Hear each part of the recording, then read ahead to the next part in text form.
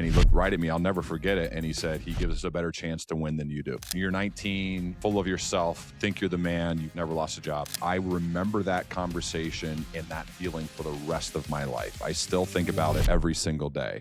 Over the past 11 years, Ryan Hawk has sat down with some of the most influential minds on the planet. Tony Robbins, James Clear, Jocko Willink, Alex Hormozy, nearly 700 conversations. And what he's learned from these world-class leaders, he's distilled into his masterpiece of a new book coming out now. Ryan didn't just interview these people and move on. Through his Learning Leader Masterminds, he has built a podcast that consistently ranks in the top 10 of business podcasts globally. He's authored best-selling books. He speaks on the biggest sold-out stages. He works with leadership teams at some of the most impactful companies around the world. And in his new book, The Price of Becoming, he's showing you and I exactly what he's learned and how you can make similar results happen for yourself. This is episode 163 of Marketing by Design. This is the Ryan Hawk episode. Let's get into it. The website is live. Now is when the real work starts. While it's never been easier to build a website, the same is also true that it's never been harder to make a website actually work hard for you. Digital ink is never dry. The moment your website launches is the best opportunity that you have to make it effective and drive marketing qualified leads month after month after month. Most marketers are acting blind. They just don't know who's going to their website. They don't have visibility to see what pages, what specific actions, and how long they're spending on each page. All of these are high intent signals of your warmest prospects. Having a good website is the foundation for all of this opportunity. And if you're not investing marketing efforts into it month after month, your most profitable asset is being lazy. If spending time in the weeds, looking through data, and connecting these insights to the rest of your marketing is not your jam, if your website is being lazy, let's have a conversation. And a lot of your recent content, you've talked about a ski trip you went on with your family. I think it was at like the beginning of 2025. You mentioned it in your interview with Morgan. You mentioned it in the front half of this book too. And you mentioned it in your interview with Morgan, that was like a really good spend of money. You really enjoyed it. It was really impressionable on you guys. And I think that when you reference something in multiple pieces of content, it's like very impressionable for you, like a really good experience. You mentioned something I wanted to ask you is, your daughter's taught you a lot of like Gen Z, like high school lingo. Do you mind sharing some of that with us? I think this year we learned about Sendy. And I thought that came from like the full send guys of, okay, we're going to go skiing. Cause we went this year too to Tahoe. So we've done it back-to-back years. So like full send, and they're like, Sendy is actually what they do when they hopefully not them, but with the like going out and getting drunk or on drugs, I guess. Riz was really big that year, so that was like 2 years ago, so we were talking a lot about that. I mean, really, so what I do when I learn their lingo or their language is I try to then use it, and they obviously make fun of me because sometimes I intentionally use it in a way that I know is the dad version of it.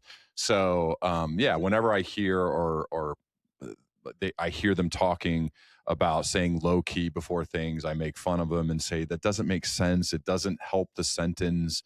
But I understand when I was a kid, I probably talked stupid too. So I will use that from time to time, and they always roll their eyes. They always make fun of me. Hey, we're going to go get Sendy today, whatever, that type of thing. Hey, I'm having a book launch party. We're going to get Sendy. Let's go, whatever. So it's really, I think it's a way, honestly though, like it's how you bond with people you love. You make fun of each other, you bust each other's balls, like that type of thing. That's what I do with my friends. And I would hate to have a relationship with my kids where they couldn't make fun of me. Now they may take it a little too far because that's all they do. But I do think it would be alarming if they felt scared to do that. I want us to be so comfortable that we can have that kind of conversation where we'll talk about difficult things, and we'll also laugh a lot. We'll make stupid TikToks, which I also do, that look absolutely terrible. But I'll do them because I think it kind of bonds you with people. When it comes to being a dad, I think, especially teenagers, you kind of have to go where they're curious about what they're interested in because they see the world through their eyes. They're a little bit more self-centered. because it takes time to mature and to grow up. And so I try to go to those places and have those conversations and use that language from time to time. And then just have some laughs. Yeah. Well, I promise you that makes you the cool dad. Like they may cringe and all that, but I remember my dad was very involved in my childhood growing up. He coached he coached golf. He was my caddy. He was high school baseball coach. Yeah. And at the time I was just like, man, like I was such a child when I look back at it now, like how I treated him. And I mean, we joke about it now because, like, especially on the golf course, we just talked about it, you get really frustrated, and it definitely caused some tension when it's, your dad. So I promise you though, like we'll tell the editor to put some of those TikToks on the screen too while we roll. Well, some of them are private. But, some of them are private because we don't want our girl stuff out there too public yet. So there are some I think I may have put up there because I don't care. I mean, I just think also we take ourselves way too seriously. I'm good to do. I'm not. I would, just like we talked about before. I would love to be a good golfer. I would love to be a talented dancer. I got lucky. One of my friend of a friend. This was years ago before Top Gun Maverick came out. One of my friends named Jonathan Butnick, who I met through my brother, he asked me to officiate his wedding. So I went out to Malibu, California. I officiated Jonathan his wedding, and one of their friends is Miles Teller.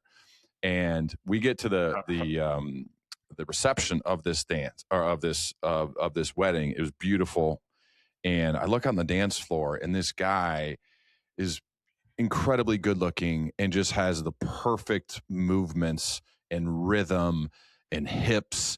And it was Miles Teller. I'm like, this guy is such a good dancer, and I didn't know him that well at the time. It was a while ago before now the world has seen all that stuff. And yeah, I had huge envy. I have the opposite of whatever that is. I think I'm rhythmic when it comes to understanding how to have good footwork to play quarterback or play sports. But when that goes on the dance floor, man, or it goes with the TikToks, it just disappears. It doesn't exist. And that is I look at the videos because when you do it, sometimes you think you're good. And then you look at the videos and you go, man, who is that? That guy is uncoordinated and he doesn't look like he's athletic. I'm super embarrassed. So anyway, you can put them up if you want, whatever ones are out there. But yeah, unfortunately, it doesn't look like I think it would look, and that bumps me out. Yeah. Do not think we'd be talking about dancing and TikToks and kids. So I actually really appreciate this. I've been doing interviews for this stuff, and a lot of them are kind of boring. So I appreciate you doing this. So thank you, Andy. This is great. Well, we're gonna zoom more in on the book now. So that's. I don't know. This is maybe more enjoyable. I don't know. The book stuff gets boring. No, I'm just kidding. But no, I appreciate it, man. No, you're good. Like I said, that's just a one. But going into the book itself, you break it into 3 parts. Mm-hmm. You have the learn part 1, work, and lead. I know the first question was a bit laid back, but you mentioned, I think it's in the work phase of the book. You mentioned your professors at OU, Dr. Daniel Modaff and J.W. Smith. Yeah. Key. I think I'm saying those right. I think those are 2 really impressionable people on you, kind of going back to the impact that people have on you. You said in the book, they don't inspire me by giving me motivational speeches. Instead, they quietly demonstrated what curiosity and learning looked like in practice. They genuinely cared for me as one of their students. They asked me questions about my life.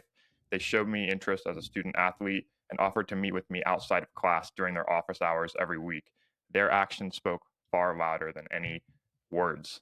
Can you talk about Dr. Daniel and J.W. Smith for a little bit? Yeah, both had their PhDs, so I should have put doctor in front of both names.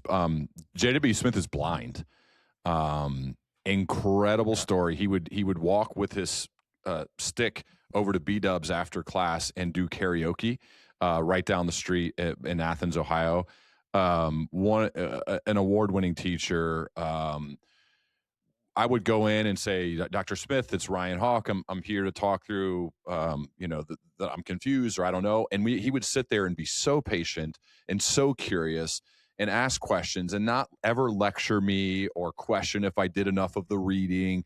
Just have conversations about life, have conversations about me, ask me questions about what it was like to be the quarterback on campus.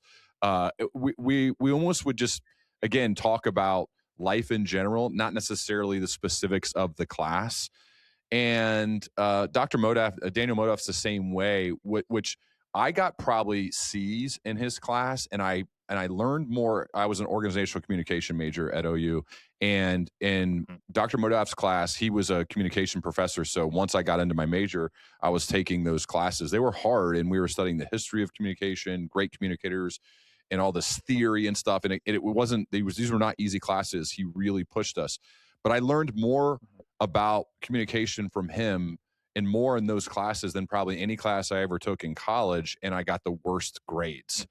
I really tried to learn. I really tried to grasp it. It was really, really hard. It really challenged me. And so I just appreciated how much he challenged me. I think I graduated a GPA in the threes, but his classes probably brought it down a little bit because it was just hard. And so I named both of them because of their curiosity, because of their care, because I love people who have a deep passion for the thing that they do.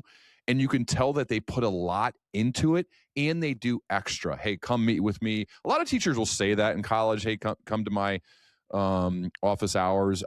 It's one piece of advice I give to college kids. Do that. You should go to their office hours. You learn so much from these really wise people who've been around, who've seen a lot, who are natural learners, who are curious, who are trying to improve themselves as teachers. There's just a lot of wisdom there. And there's not a lot of pressure when you're in college you don't have to have a full-time job and provide for a family, at least most people who are in college. So you can have these open-ended, longer conversations when you find teachers like them who care about you. So yeah, I remember them because it just felt like they cared. Not like they cared about their work, but they also cared about me. They cared about their students. And I love that. I'm inspired by people like that. I'm trying to be that for other people now. Yeah, that's what you mentioned that in the book too, is people care and they remember how you make them feel, not about the accolades or the grade you got in the class even wasn't the most important thing to you. Being 2 years removed from college now, so much stuff comes to life that was so different that I didn't even realize when you're in there. When you're in there, like I probably imagine for you, sports was everything, right? Like it's you or die. It's consuming your whole life. Everything is viewed through that lens. And when you think about, being a couple years removed from it, like obviously you talk about football in the book too, but these are the people that made it into your life's work, or they had the huge impression on you. I think about that in my life too. I had such great professors, but I was always just worried about grades. Like I was always worried about grades and golf. That's all I cared about. And now being removed from it, you realize that professors, a lot of times they're not there for the money. They're there to create this impact that we're talking about now, and they do a great job of it. So I love that part of the book. Another thing I wanted to bring up too was you talk about being valuable and why it matters. This is probably my favorite part of the entire book, and I want to read this quote because starting a business right out of college, I was banging my head against the wall, I felt like, for such a long time until I started to learn the lesson about the reality of value. You learned yours like as a punch in the face when you're at Miami University. Talked about the Ben Roethlisberger story, and what Coach Hoffner told you is this is what the book says: companies don't succeed because their founders work hard. They win because they solve problems their customers care about. Investors don't make money because they study more than others. They make money because they make good decisions that compound over time. That reminded me so much of Steve Jobs and all of history's greatest entrepreneurs that I study. But can you tell about experiencing that firsthand and how you responded to just such a direct, hard conversation like that with your coach? Yeah, I mean, ultimately, so there is a difference in quarterback play versus the real world. So I think it's important to talk about that for a second too. But in that world, only one guy gets the play. There's one quarterback. So it is a zero-sum world. Now, the good thing about life is it's the opposite of that. Life is full of abundance. It's not zero-sum. So it is cutthroat. It is hard. It is very competitive. And when the late great Terry Hepner sat me down after that game when we played against University of Iowa, it's our second game. We opened the year against Michigan. and we both played. We went to Iowa for game 2. We both played. We both got banged up throughout the course of both of those games. Iowa, especially because very big physical team, they crushed us. And Coach Hep pulled us out and said, "That's it. I'm done with this rotation thing. Ben, you're the starter. Ryan, you're the backup." And afterwards, the next day, we had a meeting with him, and he looked us in the eye, and he looked right at me. I'll never forget it. And he said, "He gives us a better chance to win than you do." And so you're 19, you're full of yourself. You think you're the man. You've never lost a job in any point guard basketball team, shortstop pitcher baseball team, quarterback football team your whole life, right? Never lost a job. And for all 4 years at tradition-rich Centerville High School, right, which is a football powerhouse, the home of Kirk Herbstreit and all these great players, right? Never had a 4-year quarterback starter. So I was like, I'm the dude, right? I'm the guy. And so to get punched in the face like that and realize that the other person adds more value than you do, I remember that conversation and that feeling for the rest of my life. I still think about it every single day. And it's the luckiest thing that's ever happened to me. Well, it's one of the luckier things that has ever happened. The luckiest thing is being born to my mom and my dad, and to be born where and when and to whom I was born to. Second luckiest is meeting my wife. So this is probably third. Okay. But I would say, because now I think about every single interaction with every single potential client, podcast guest, people who hire me to do whatever work that we do. And the thought is, am I adding value to their life? How am I adding value to their life? How am I making their life better? What specifically am I doing to make their life better? And the second that I stop doing that, I do not deserve anything. The second I don't add value to my wife's life, I think about this every day. The second I don't add value to her life, she should have no loyalties to stay with me. I realize that may be controversial to some, but that's how I view it. And I think if I try to approach it of, what am I doing to add value to her life? What am I doing to add value to the people that have trusted me to pay me to work with their leaders, to give a speech on their stage, to whatever it may be? If I am not constantly and consistently adding value to their life, they're going to choose Ben. They're going to choose the other person. They should, in fact, choose the other person. That's the cold, hard truth of the world. And I think having that mentality has helped me. I think it's helped in relationships. I think it's helped certainly in business, of being fanatical, of being obsessed, of being very, very passionate about adding value to people's lives. And yeah, I think about it all the time. I think this is the difference. I don't think a lot of people do think about that. I think they think about themselves, or they think about what they feel like they're entitled to. All of us are entitled to absolutely nothing. Nothing. You have to earn it every single day. And if you don't do the work, if you don't do extra, if you're not adding value, you literally deserve nothing. This is why I have no contracts with any client. I don't ask for payment on speaking gigs till after the speech is over. These are all cardinal sins, by the way, in the business world of what I run, right? Leadership development, keynote speaking. I don't get paid in advance for anything that we do. It's always after the work is done. And if they don't think the work is good, they do not have to pay. And they know this. And so no contracts, no locking you in long-term like everybody does with what we do. None of that. Everything we do is meeting to meeting. If we mess up, not only are you not going to pay for that meeting, but you're not going to pay for anything else, right? And so I think this is the way the world should be. You should have to earn it every single day. And if you don't, you don't. And that's life. And so like this being entitled to things, or, hey, I've worked really hard for 20 years. I don't deserve anything.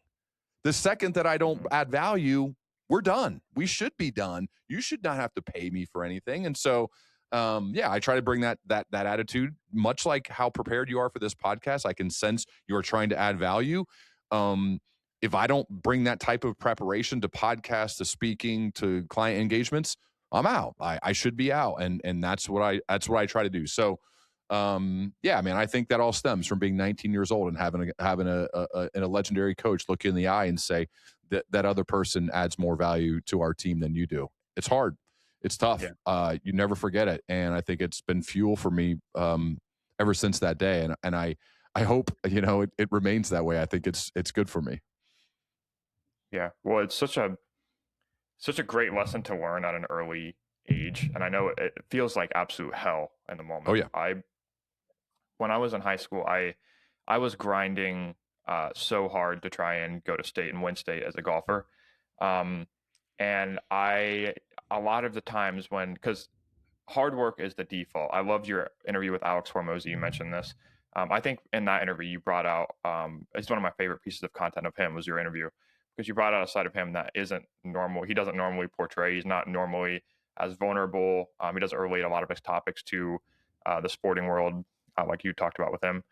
But the realization that just because you work hard, you're not deserving of the rewards is such a freaking hard thing to face, because a lot of times entitlement comes from, it is a form of entitlement. It feels justified because you're like, I worked my ass off for this Yep. thing and I'm not getting the reward. And hard work is the default. Hard work is like the price you pay for the ticket. It's like the price you pay for the conference. Just because you're here doesn't mean you get the reward out of it. And so many people think that like they can work hard and get the results that they want and that they're deserving of the results because of just the hard work, when in reality that's such a hard pill to swallow. When you get to that point, it's like the gap between effort and reward is one of the hardest pills to swallow, especially for high performers, which are a lot of people that you talk to, a lot of entrepreneurs are as well.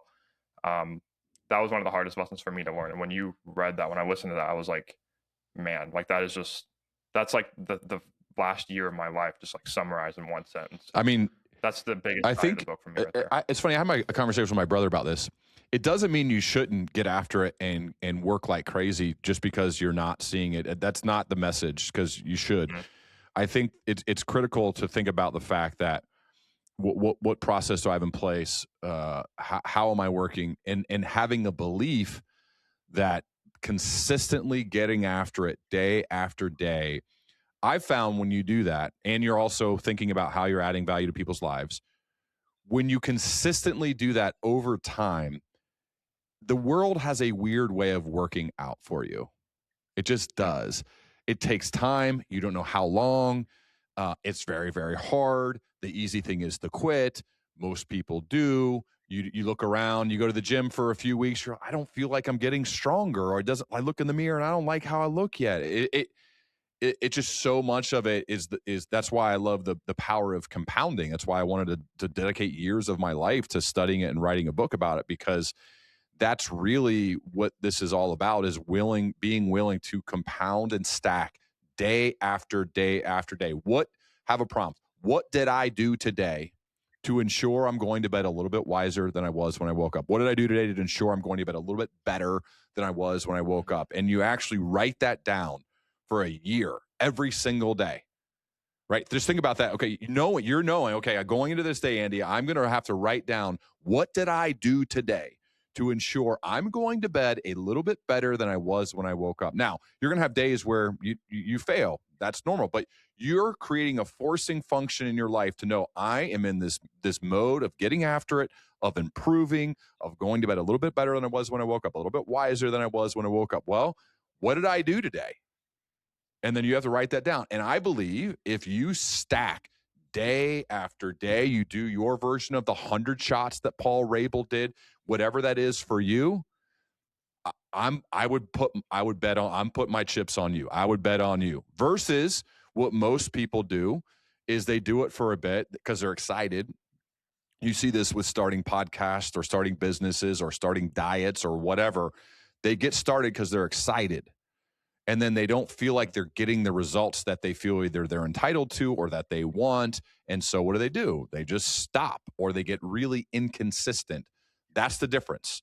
The ones who sustain excellence over time versus the ones who don't is they get their 100 shots every day, no matter what, because they realize the power of compounding, of the act of being the type of person that does that. And so that's what I try to do. I fail, certainly. But I also have things have gone well when I've remained consistent. And so that's why consistency is one of my 4 core values. That's something I try to live by. That's a prompt I have for myself at the end of each day. And when I do that, the world has a funny way of working out in my favor. And so I'm trying to like increase my surface area for luck, and consistency is one great way to do that. Yeah. Well, you mentioned it in your interview with James Clear too. At I watched the live talk you did with him at Yeah. OU. And it's just like the power of the impact of the actions aren't so much as just what they are in the moment. It's just the idea of not missing a day and stacking wins. Like you slowly, I've thought so much about the psychology of like good habits slowly becoming the person that you want through compounding efforts. It's the act of doing them a lot of times that proves to Yep. yourself that you are who you say you are. You say in the book, create an undeniable stack of proof that you are who you say you are. And that's part of it, is realizing it for yourself. And it's the actions that go into them that make it, that make you realize that. And then you can continue to show up as that person that's a better version of yourself. I mean, confidence, this is Hormozy stuff too, but confidence needs evidence. So yeah. I think of that. That's also another prompt you could ask yourself at the end of the day. What did I do today to create some evidence? What I do today? So for example, if I have a keynote speech, I still get nervous, right? And one of the mantras that I say before I go up on stage is, man, what an opportunity to create some evidence today. What a cool opportunity to create some evidence today that I can go do this hard thing. I'm going to put on a show. I'm going to give everything I've got to these people. I'm going to leave it all there. I'm going to give it all. By the time I get done, I'm going to be sweating. I'm going to be tired. I'm going to give it all, and I'm going to go create some evidence today so that the next time I'm a little bit better, the next time a little better, the next time a little bit better. So yeah, I think we all have like these little sayings, these mantras, these mindsets for how we approach these tough moments. But the idea that confidence needs evidence is a really powerful one to me, because yeah, you think, well, I think positive affirmations, they can be helpful. And I think positive self-talk, I like that. I like visualizing. I think that's good. But what really makes me confident is creating evidence. And so I want to be creating evidence every day. And usually it's creating evidence by doing something hard, doing something that I'm not sure, going a little bit heavier on squats. Like you're going to give that talk with a room. I did a talk for these dentists, and the state of Ohio has the Ohio Dentist Association. It was in Columbus. Yeah. I did it a couple weeks ago. And it was a pretty intimidating room because every single person in there was far more educated than me. And I remember thinking, like, I'm literally the dumbest person in this room, and they're paying me to be the primary keynote speaker of this entire conference. And so there's big imposter syndrome. There's big thinking, maybe I should decline, or I should play it safe and not like really go for it. And then I say, like, what are you talking about, dude? Like, you're here for a reason. Go create some evidence and leave it all out on that stage. Whatever happens is going to happen, how they're going to respond. And it was wild how engaged and how much they like the side of the stage afterward conversations with all those dentists there. They were all about it. They were all in. And so to me, it's like, don't go do the safe thing. Go just give it everything you got and go do your thing and create some evidence. That's ultimately, I think people can feel when you're passionate, when you're juiced up about something, when you actually care, like those teachers we talked about. That's what makes a difference in people's lives. That's what impacts people, is not when you just try to play it safe or you're nervous. Like, just, dude, when in doubt, go for it. I think we all can respect people who are willing to go for it, even if maybe we don't agree with what they're saying. I don't know. I love people who you can sense like they're obsessed. They're passionate. I just went with Jesse Cole down in Savannah. It's like, man, that dude is out of his mind. So he is obsessed. So and I love every second of it. I mean, it's insane. Yeah.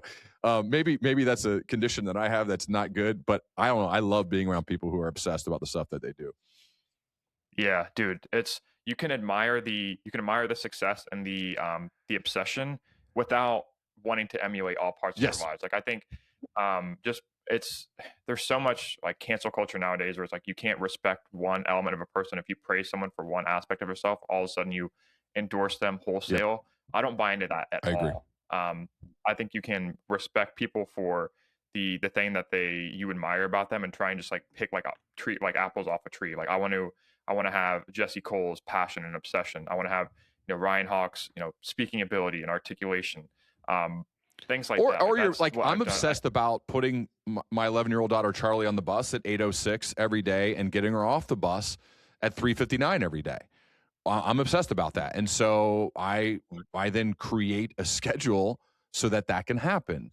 Well, some friends are like, what are you talking about? That's like prime meeting time with other people. You don't have 8 o'clock. No, I do not have 8 o'clock. There's a reason this podcast wasn't at 8 o'clock or not at 4 o'clock, right? Because that's taken. That time's taken every day, every single day. So not on the weekends, I guess, but that's taken during school for me. So yeah, I think you can again you can choose how and when that shows up in the world. I don't think you have to be crazy and not be connected to your family or not try to be a present dad. Like, I'm obsessed about that more than anything.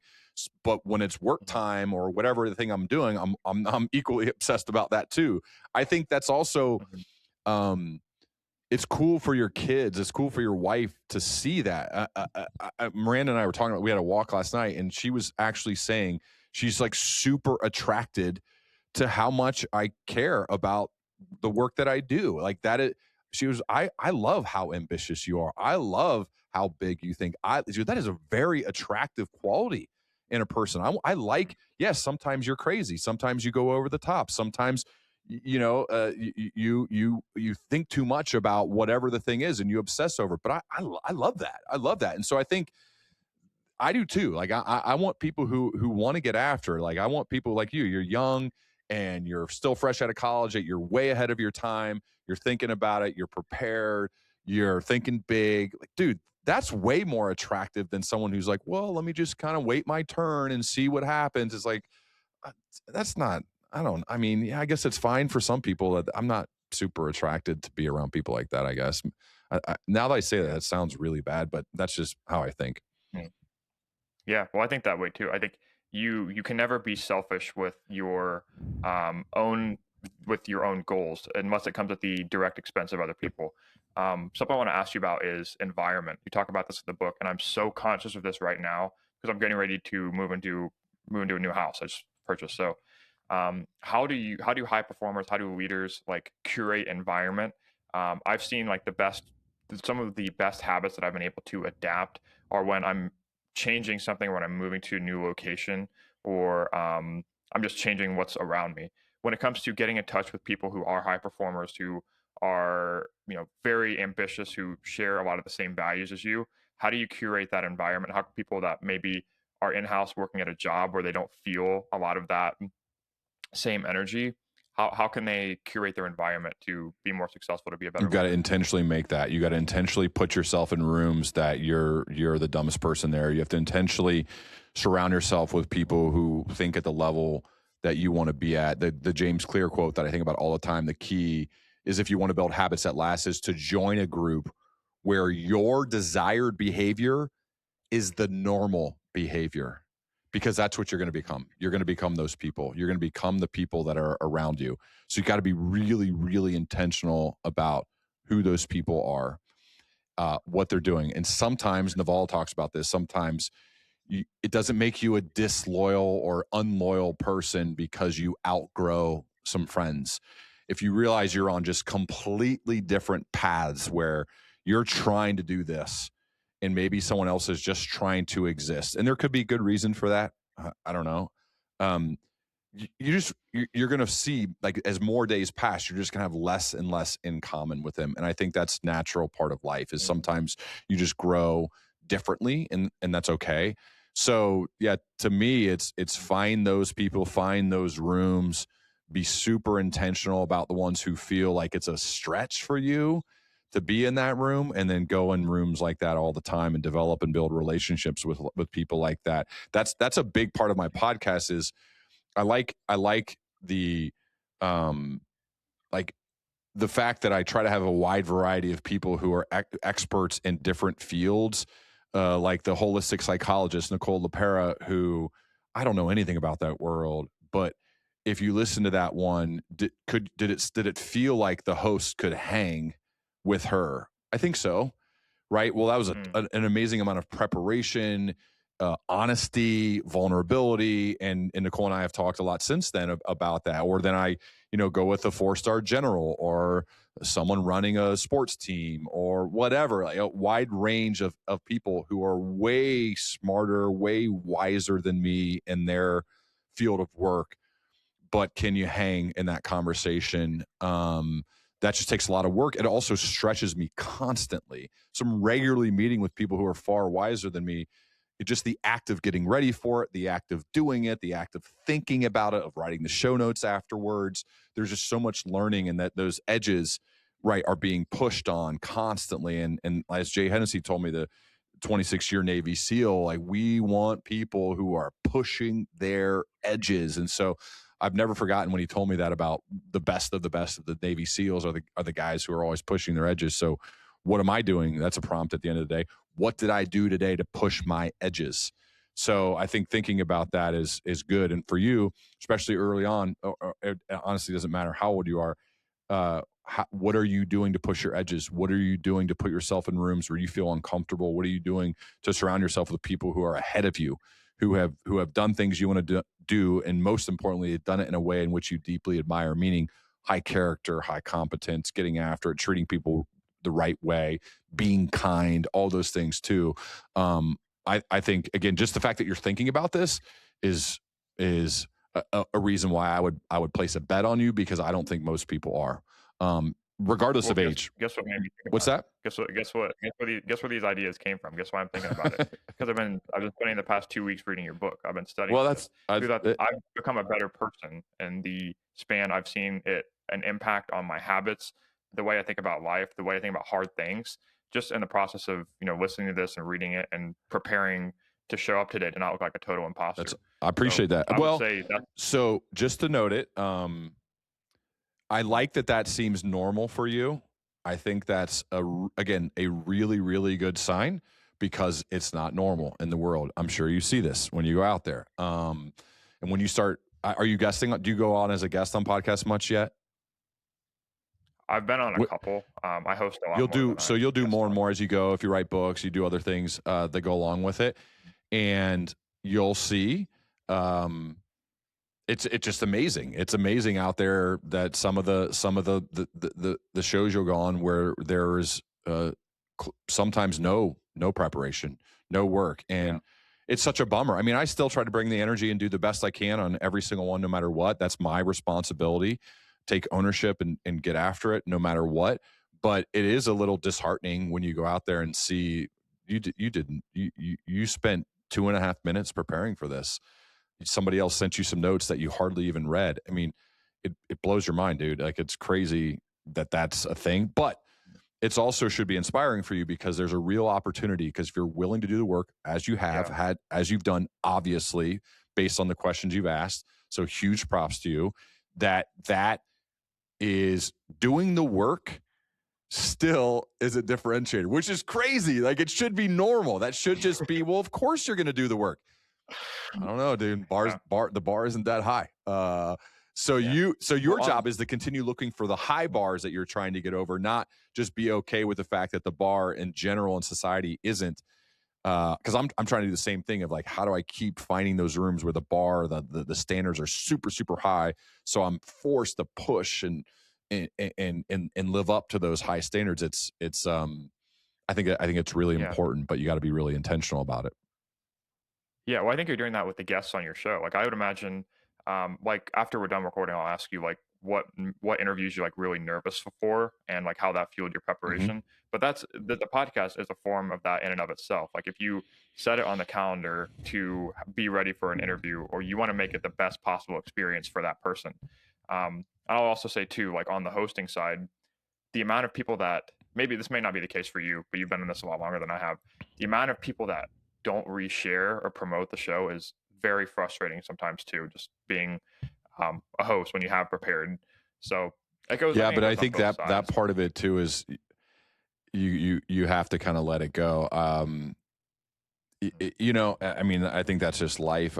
Some people will say they will and they don't, or other people don't even talk about it, and then all of a sudden they're sharing it to 9 million people. So it's hard to know. I think when it comes to that stuff, your focus is on, I'm going to do the best possible job I can do. I'll make it easy for them to share, and if they do, great. But if they don't, it's okay. I'm moving on to the next thing that I'm doing, because if not, you could be frustrated quite a bit. Yeah, that's a good metric there. I want to be really mindful of your time. I have a ton of other things that I wanted to ask you about, but I'll be mindful. We have about 15 minutes slotted left. Um, learn, work, and lead. That's how you divided the book. First of all, why did you choose to segment it into those three phases like that? What sticks out about those? Why did you choose to organize your thoughts that way? I've talked with a lot of authors. I think this is a structure, a framework that is both good for the writer and good for the reader. We speak in threes, we think in threes, we remember in threes better. There is some science to back that up. And then just to break it down of fueling your intake engine, it's really meant to be a flywheel. So fueling your intake engine is really important.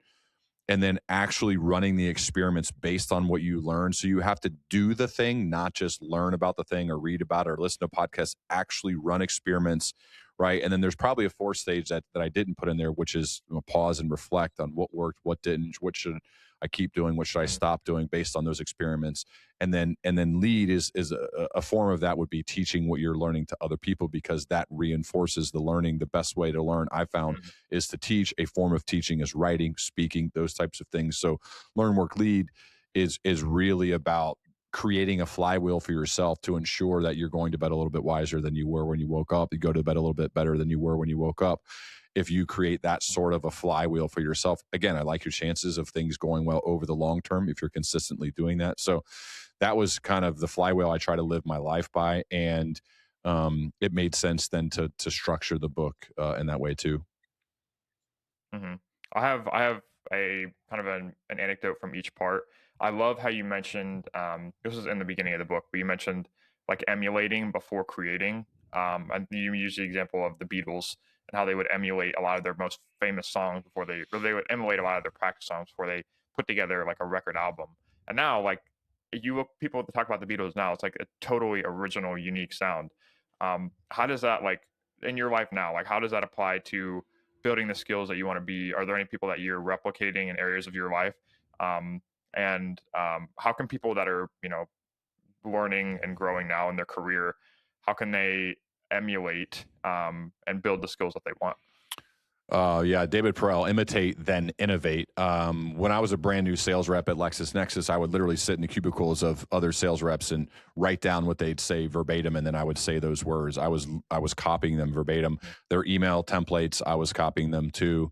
I would listen to the best of the best, and then eventually, like as you go, you kind of find your own voice. Much like the Beatles, nobody knows that they were a cover band for a bit, playing other songs because they didn't think their songs were good enough, even though they had already written some songs that ended up being crazy hits, which is wild to think that they were still scared and they started by imitating others before they innovated and did their own thing.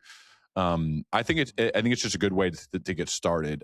As far as like how I do it now, I love watching stand-up comedy, mostly for the way that they own a stage, how they keep an audience in the palm of their hands, how they set up jokes, how they tell stories. I think if you want to be good on stage, stand-up's probably the best thing to study. I study other interviewers. I listen to the way that they ask questions. I listen to the way that they listen. I listen to the way that they ask follow-up questions, because those are almost always the best questions based upon you ask something to set up something. They responded, and then you ask the follow-up based on being a good listener. So podcasting's so great because it's deep, long-form conversations. You have no idea where it's going to go because the best questions are follow-up questions. Some of my favorite podcasts, I would say, my favorite podcast is called Acquired. Two guys who give the canonical story of some of the most impactful companies in the world. Now, that's not an interview show, but that's a storytelling show. And I think Ben and David, the hosts of that show, are amazing the way they tell stories. They're 4-hour episodes. I love that they're that long. I love that. I wish they were longer. I love how in depth they go. I think that's great. One of my favorite interviewers is a guy named Patrick O'Shaughnessy. His podcast is called Invest Like the Best. I don't even care about the topics half the time, but I think he's brilliant in how he asks questions and then asks follow-up questions. I think we have wildly different personalities and different styles, but I still feel like I learn a lot from him. His closing question is one of my all-time favorite questions. I don't use it, I don't steal it, but that question is, what is the kindest thing anyone's ever done for you? I have borrowed that kind of style of ending shows by having the same question you ask everybody to close an episode. Now that question has evolved for me over time, but so anyway, I'm always out there trying to imitate still others when I see how Nikki Glazer handles a roast. I talk to her about it on the podcast. When I watch how certain people set up jokes on stage or watch a monologue of Bill Maher or somebody, it's like, man, look at this crowd. Like he's got them. Right. I watch the confidence they bring to that. Or I listen to Acquired. I listen to Patrick and see how he follows up a question, and it goes so deeper, and you could see the look in the eye of the guest. It's just so cool. So yeah, I think it's a lot of fun. I'm obsessed with learning from the people who are really, really good at the things that I want to be really, really good at. And then just little tweaks here and there, like trying stuff out, like trying to figure out how to be a little bit better. Because I think if you don't do that, you're going to get stale. Your muscles will atrophy. And so it's always thinking like, how can I get stronger at these things that are important to me to be good at? Yeah. Well, even in everything you just said, you do such a good job of not just saying, I like this about this person. You mentioned like very specific things that you can implement that then make you like that person. So like on like comedians, for example, how are they charming? How are they in touch with the audience? Well, they look around, they look people in the eye, they have really good spacing between the words that they say. These are all things that you can individually practice to try and get, like the result that you want. And that's what this book does such a good job of doing, because you don't just talk about like, I want to be like the Beatles. You talk about the specific things that they do. They wrote covers, and then that's how you then get the result. I think a lot of people get very intimidated when they see like the gap between where they are and the skills or the outcome that they want. And definitely I do too. So many, because that's just like that's the downside of having big goals, is that they seem daunting. But you do a really good job of like, what are the specific things that I can like actually do? And that's what a lot more. One of my favorite questions is to ask somebody about the beginnings of the thing, because and certainly now that after they've had whatever success in their life, that maybe they're rewriting history a bit, but if you drill down on the beginnings of things, to me it's super inspiring, because what I've learned now over 700 almost conversations in 11 years, most people have no idea what they're doing, and they're figuring it out as they go. And that's the difference, is you got to be willing to not necessarily know what you're doing and figure it out, and work hard though to figure it out. But most people, they don't know. They're figuring it out. And that's super inspiring to me, is that they're like me in the fact that, yeah, we there may be different levels of intelligence, whatever, but for the most part, nobody really knows what they're doing, and they're figuring it out. It's like, well, I mean, they figured some things out. I could figure some things out. And so it's like the move is to go do it and iterate and figure it out as you go, versus those who just talk about doing something. It's like, well, no, I don't want to hear you talk about it. I want you to just go do it. And then we'll talk about how it's going as you're doing it and the iterations and tweaks we got to make. But to me, yeah, the world of talkers and doers, like, be a doer, and then we'll figure it out as we go. But you don't fully know until you go and do the thing. With playing a quarterback, yeah, you can watch film and say, well, you should make that throw against cover 2, right? Well, it's a completely different when you have 300-pound lineman in your face. You're trying to make a hole shot against a cover 2 on a go ball. Yeah. Like, this stuff is different by doing it. So whatever the thing is, you got to go and do the thing and then figure it out as you go. Yeah, that's why you have to have, I think there's, to your point, there's value in like the extreme repetitions, so that when it comes to that environment, you can still lean on like the trained practices. Like, for example, in like golf, like, try and pick apart my swing when there's 50, 60 people watching. I can't imagine Rory when there's thousands watching. Like, there's no shot that my swing is going to look the same when there's that many people watching, or when there's 300-pound linemen running at me. So that's a really interesting, really love that, because you can just relentless focus on the small actions is a big part of what you can do to prepare, and just acknowledging that it's going to be different in the moment can help you be ready. The reps though make it look effortless. It's how my wife came to one of my speeches a couple weeks ago. First time she'd seen me speak in like 3 years. And she said the whole thing felt like you were just having a conversation. It was like 300 people, maybe. The whole thing felt like you were having a conversation with the people. It never felt like a keynote. It never felt like a speech. It felt like a conversation. And I hadn't experienced that. And that was so cool to see that it never felt like you were putting on a performance. It looked like it was so easy. It was, and I'm like, that's the point. Like, if you're a really good golfer, you almost make it look easy. And then we all go out there and you obviously can't do anything like that. And so I think stand-up comedians, they look like they just kind of wander out on stage and they just start talking, just telling some jokes. Yet every single syllable of every single word has been handcrafted to be perfect.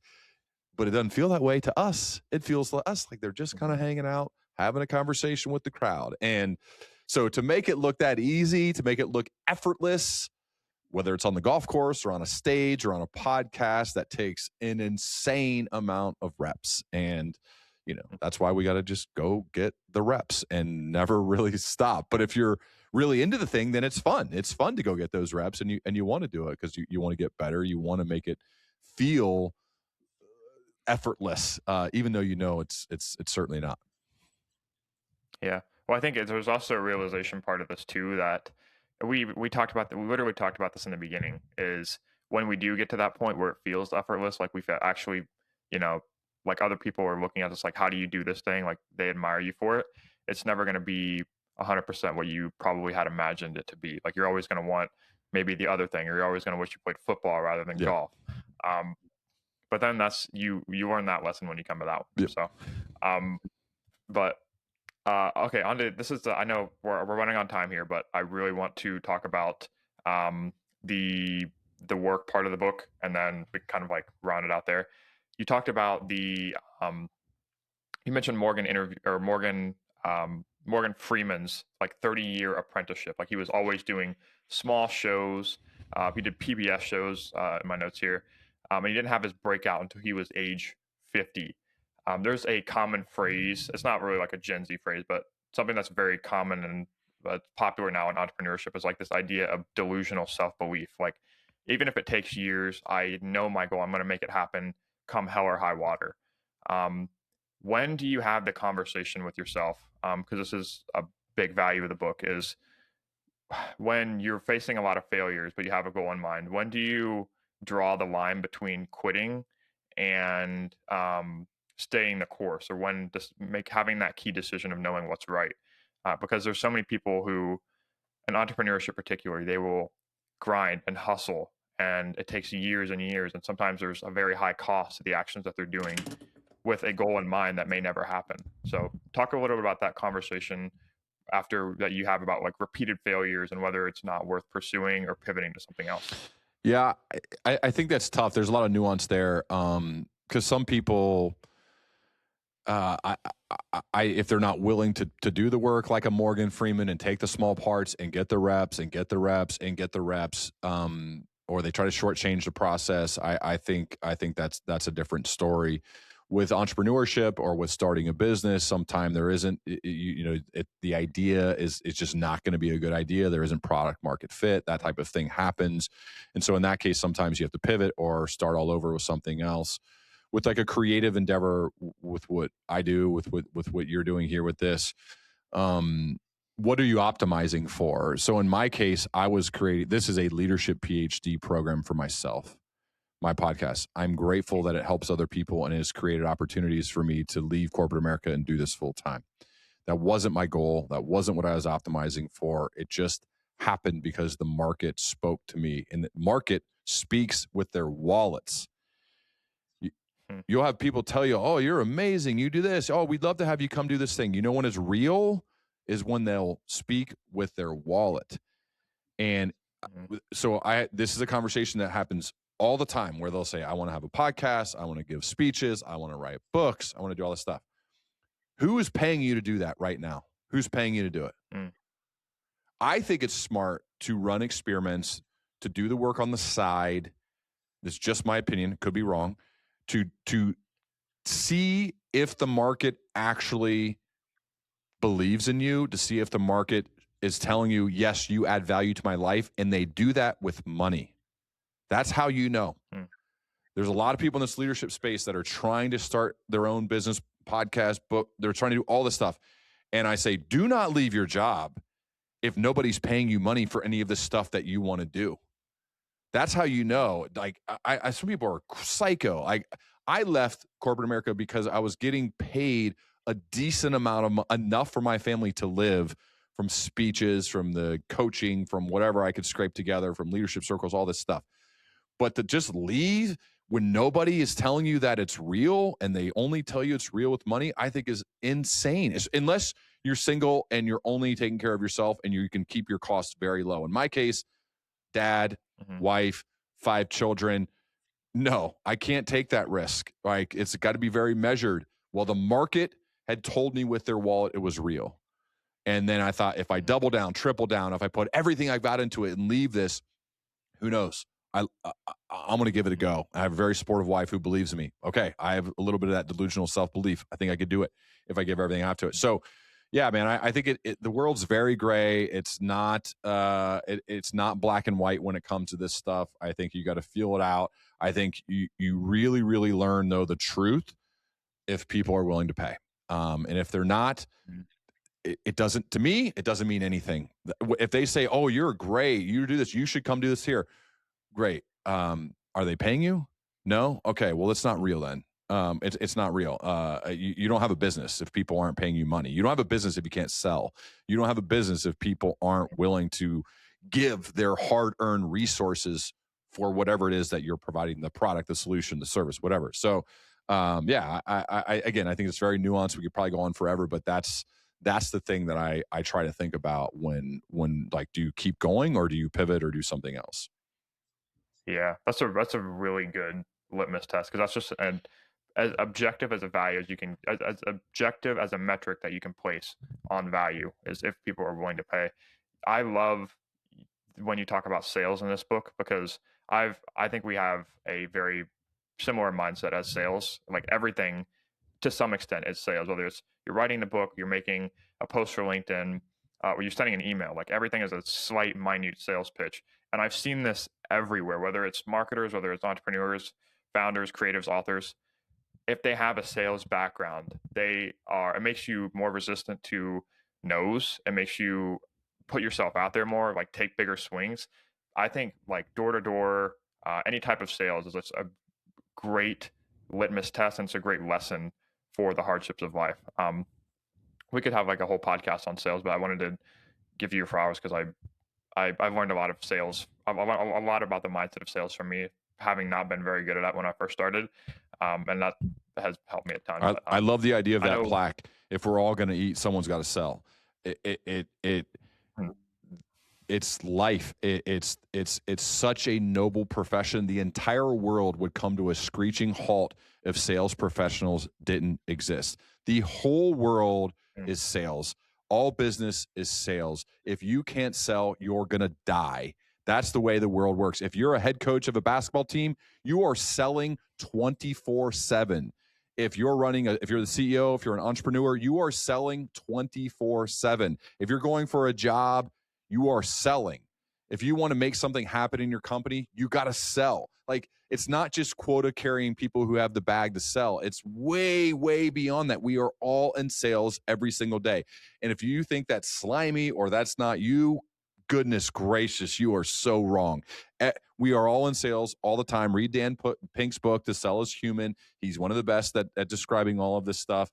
Yes, I got very, very lucky that my first real job after playing football was a very aggressive, high quota, very low base salary, but unlimited upside, new business, cold calling sales job at LexisNexis, working for Rex Caswell. It's in the top 5 of luckiest things that have happened to me. And then when I got there, I found the best of the best and was obsessed with winning Circle of Excellence and was obsessed with crushing the goal that they set forth for me. Now I use all those skills developed in those 12 years at LexisNexis and Elsevier Clinical Solutions, which is a sister company of Lexis, that is running everything. I mean, it developing those skills, like having 60 no's in a day, man, it's brutal.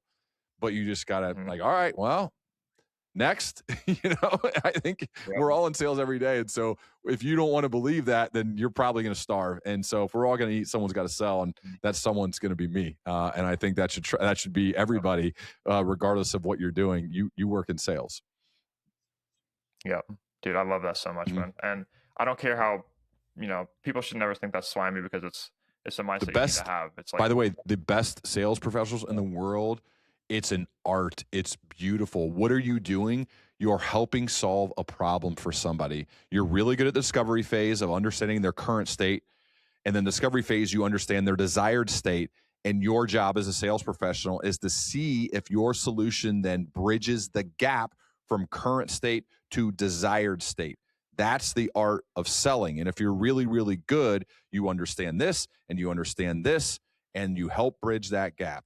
I get that people have had bad experiences buying a car or other things, or people calling them. I get it. But goodness, it is just so short-sighted to not learn how to do that well. If you learn to do that well, again, I like your chances. If you refuse to study that or try to learn that, I do not like your chances. Life is going to be a lot harder. So yeah, learning to sell is so worth it. Yeah, you talked about that. I think it was your interview with Jordan Harbinger. Which was like, that was forever ago.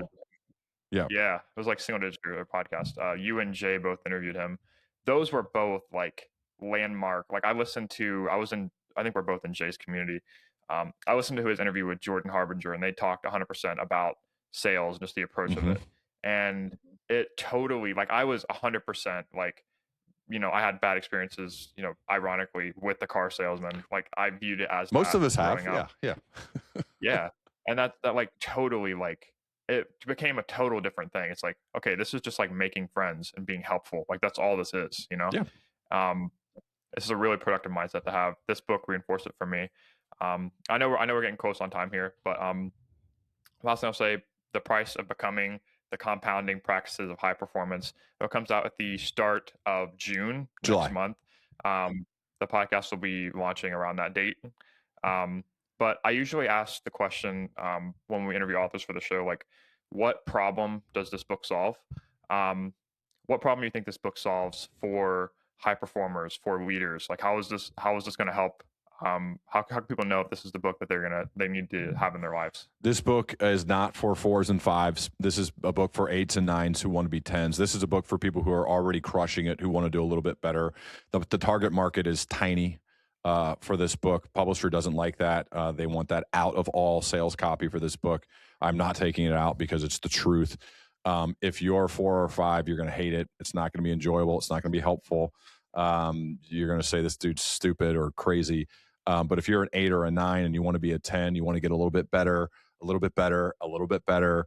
I think it has tools, it has ideas, it has action steps, it has prompts at the end of every chapter that you can ask yourself to help to see if you're actually doing this work of, as I said, understanding the powers of what Charlie Munger and Warren Buffett have been talking about for a really long time when it comes to business and money. I'm saying adopt those ideas and principles for your life. And if you do, the price is very, very high. And I think the reward also is high if you're willing to consistently do it. So it's not, if you're someone who is okay to just exist and you just want to chill, you'll stop reading it. You won't like it. But if you're a high performer and you want to be even better, you're going to like it. It's going to be helpful. It's going to be good. So yeah, I think that's one of the things is sometimes we try to write books for everybody. This is for a tiny, small niche of the world. And so I'm okay with that. I like being around those types of people. And so that's what I wrote a book for. It's also, it's for myself. Like I need this stuff. I need it. I don't have it. It's aspirational. I'm striving for it. I have some of the stuff, some of the time. And so doing it, like this project of putting it all together is mostly for me to try to do it. And I still fail at it a lot and still trying to get better. And hopefully other people can be inspired by that and try to do it themselves. But I realize we're all messed up, trying to figure it out as we go. And hopefully this is something that will help you figure it out as you're going. Amazing. Ryan, thanks for coming on the podcast. Thank you, Andy. I appreciate your prep. I'm seriously mean this because it makes a massive difference for the guest when you can tell the person cares and has done the work. And I will never take that for granted. I know what it takes to do that. And I also know what it feels like when the person doesn't do that. And so huge props to you. Again, if I was going to bet on somebody, I would bet on you because of that act, because of that care and that willingness to do that work. You need to know that is really good, and you should keep that for whatever it is you choose to do. You've already got it. Now it's like, okay, let's keep taking that mentality to whatever it is you choose to do. It's probably why you were a scratch golfer, right? You were a little obsessed. You worked at it. I think that makes a lot of sense. So anyway, commend you for that, man. Thank you for that. It's made this experience a lot more fun for me as the guest.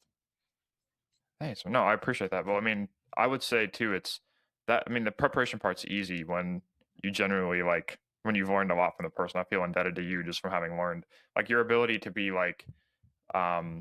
vulnerable, with your interview with Coach Ryan, more recently Jim Collins. That's a part of leadership that I don't think as I'm starting to hire and work with other people too. I don't view myself as a leader, and that's the stuff that not a lot of people either hide or they just don't talk about. So thanks, man. But no, I appreciate you. I'm a big fan of yours. Thank you. So that means a lot. You said that. Awesome. Thank you.